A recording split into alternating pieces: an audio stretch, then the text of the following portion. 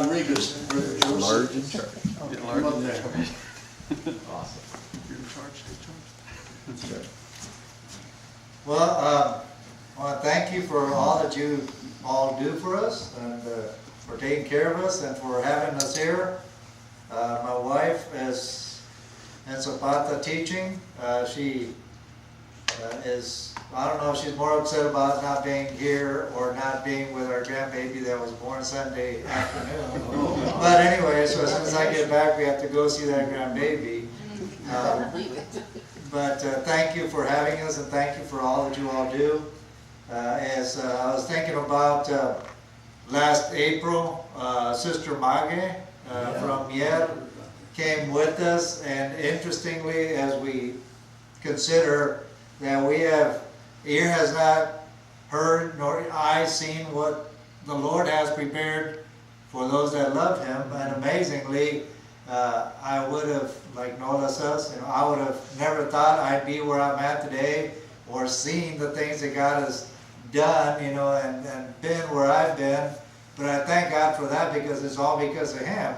But the interesting thing is that I thought her husband got sick a couple of years ago, and I thought, well, it scared me. I thought if something happens to him and he dies, and she's never been with us in the States, never been able to see what's going on or what we do or anything. So I thought, well, next time, she's going with us. And so I told Juan, you need to go with me. And finally he said, okay, we'll go. And he felt better, and we came, and 3 months later she passed away, August 1st. So we don't know what God is doing, and we have no clue, but amazingly, as the scripture says, that unless a grain of wheat falls to the ground, and dies. Interestingly, there's so many people there in the church that now, they've been talking about coming to church, and one of these days, and we're going to visit. So I'm wondering if I die, that our church is going to be full, because now people are coming, and Juan says, I wish they would have come when she was still alive. Now they're coming, but they didn't come when they were still together, when she was still there, but it's good to see that the church has grown a little bit. The church grows. It seems like people start coming faithfully. I guess it hits home or something when something like that happens. But the church is doing well. Juan is doing good. I was with them Friday. And then as I think about the things that have gone on, none of this has anything to do with me, but Patricio, who remembers coming up here with Jerry, and I know some people remember him as Jerry's right-hand man, yet at the same time, he says that he came over here, Jerry, he would always be the one that would speak, because other men, or other pastors were, I guess, more bashful or something. But his sons now are have a Bible school in Monterrey. So they've got that. I've got Josue's daughter that I'm sponsoring right now in Atoyac, or down in Acapulco area. Damaris is going to Bible school, and so we're sponsoring her to go to school. We're preparing, I guess, for the future, even though some of the pastors also do it in their own churches. But we have young people coming up. We have, the churches are doing good. And Michoacan, I guess we were there in July, there we go. In July, and we poured the roof on there. And then after we did that, I struggled because I had sent some money ahead of time, and then I couldn't get it. They gave me trouble with it. And so finally, we figured it out and got it all taken care of. And after we done pouring, then I realized we've got 2.5 tons left of concrete. It was like, which is okay for you, but not for me when I'm trying to pay for it. So anyways, but now they poured the floor with that concrete, which of course, Lord is in control and does everything. But Brother Joel was so excited that he had seen that roof up and how the Lord was providing. And so that was a wonderful thing to see him laying there on the floor, praying or giving thanks to the Lord after it was done. But at the same time, he started having problems physically, and he was having a hard time walking.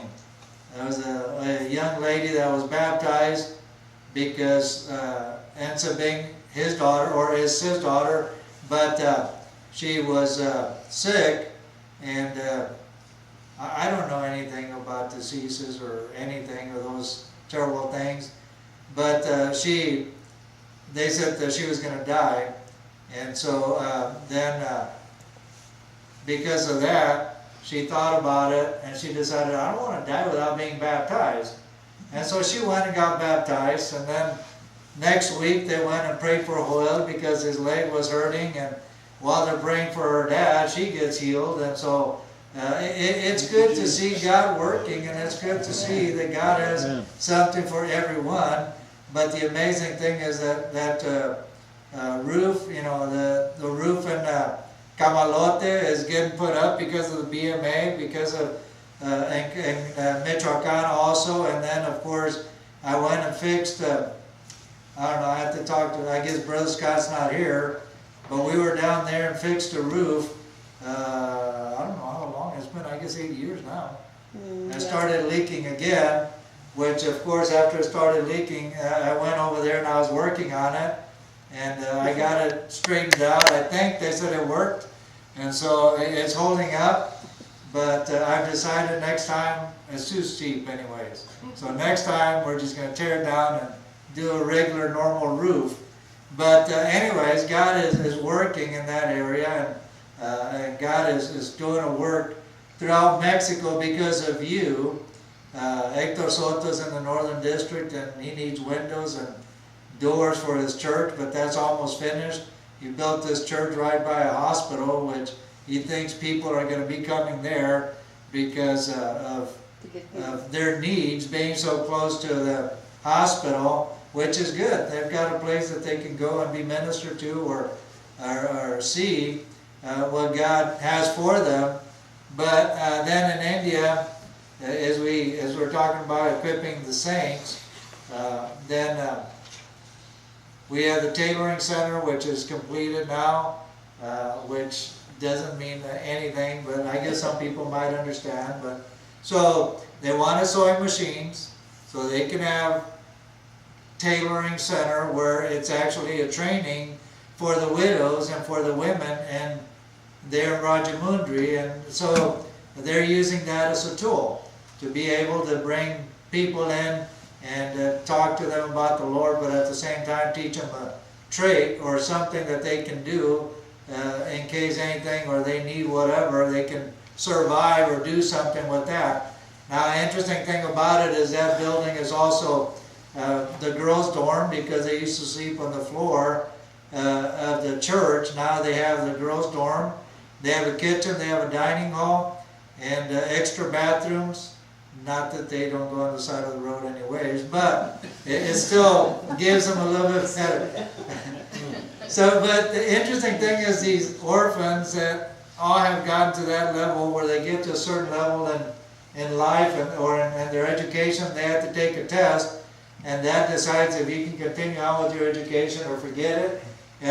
All the orphans that have taken it have been able to pass that test or do well and have continued with their education, and they would have never had that chance had they continued being orphans. But because they're the children of God, God has provided orphans, but because they're the children of God, God has provided or made a way that they may be able also to continue.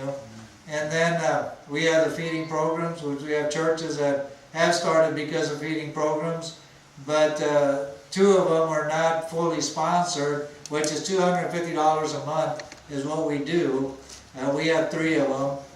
And then seeing that those are not fully sponsored, Kuti had a dream and said that this man came to her, I guess like a Macedonian call. This man came and said, you need to start feeding the people in the streets of Rajamundry. There's only about 400,000 people in Rajamundry, so all the homeless and people out in the streets, she's supposed to go feed them. And she says, I need your prayer and your help. So anyway, so forget the feeding programs. Now we got the whole all the people in Rajamundry, but that's a good thing. And you know, she goes out there every Sunday and feeds them, and she wanted to get them, I don't know, she called them sheets, but I don't know, because they're suffering from the cold. So I think it would be more of a blanket, at least it would be more cushion. But the thing is that those people in Rajamundry also need the Lord. And of course, hopefully it'll add to our church. And the churches there in India are also growing. And God is doing a great work. And Kuti, of course, being the one that couldn't have children, she asked for prayer because she would go and talk to people about the Lord. And then they would say, well, you know, your God is so great and you don't have any children. So where's the fruit, or where's... And so, but now she has children, and we have about 4 women that we prayed for that have children. Now, on a lighter or a different note, on me being, I guess I can say the only Christian in my family, or I don't know, but I was talking to my cousin who, when I was a little kid, he was a drunk. And now he quit drinking. I guess he was telling me the other day, 20-some years ago. But anyways, he gave it up, but he's very involved in the church, and I wanted to talk to him. Never figured out what he was doing or what was going on. It turns out that he's involved in the Catholic Church. Now I was in there long enough to know, like, the Pope is lying. Okay, if you're saying that everyone, well, that's not what they taught me. If you're not a Catholic, you're going to hell.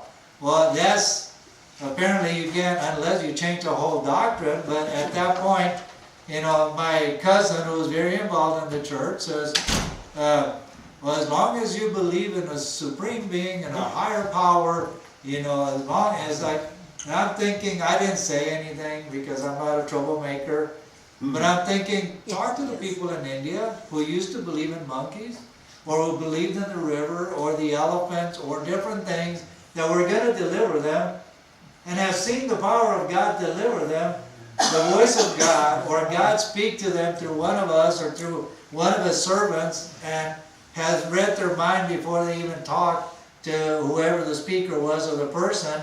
And so when you talk to them, they have come to know, and it's sad that in America, where we have known the Creator of the universe, the Savior, the Messiah, the healer, and all these things, we have gone out onto left field now when the people in India are coming to the knowledge of Christ. Amen. But I guess we Americans need the gospel too. Amen. So pray for us. We have a challenge, and I know that you all do too.